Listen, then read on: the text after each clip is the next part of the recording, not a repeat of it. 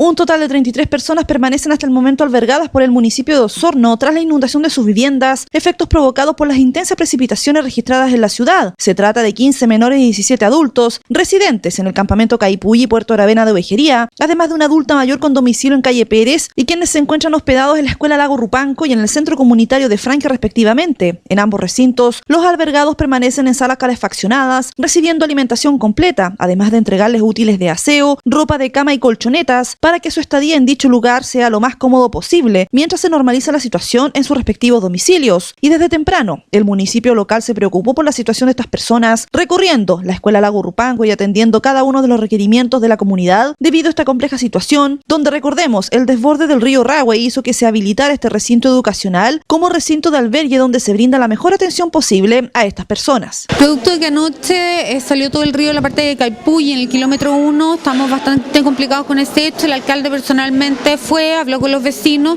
y inmediatamente se habilitó el albergue del Lago Rupanco, que es esta escuela, para 32 personas que hay hoy día. Pueden seguir llegando más personas porque hay jefes de hogar que no quisieron salir de sus viviendas, sin embargo eventualmente podrían estar viniendo y nosotros estamos en condiciones también de aceptar obviamente muchos más vecinos que estén en condiciones más complicadas. Hoy día lo que se hizo fue repartir obviamente las colaciones, poner calefacción lógicamente en los lugares y también disponer de un equipo de salud para que viniera a evaluar a los niños, a los adultos mayores y a toda la gente que así lo quisiera, hacer las vacunaciones respectivas, porque la verdad es que nosotros necesitamos también un lugar adecuado para atender a la gente. Carla Benavides indicó que el municipio ha realizado una completa labor para afrontar esta emergencia climática, donde se puede destacar el trabajo de cuadrillas con motobombas para evacuar las aguas que ingresaban a las viviendas, además del catastro efectuado en terreno por el Departamento Social, con el fin de establecer las principales necesidades de los afectados por esta compleja situación. También nosotros hicimos un levantamiento anoche de las necesidades que ellos tenían para, por supuesto, ir en ayuda de frazada, ropa de cama, etcétera, cualquier otro artefacto que pueda estar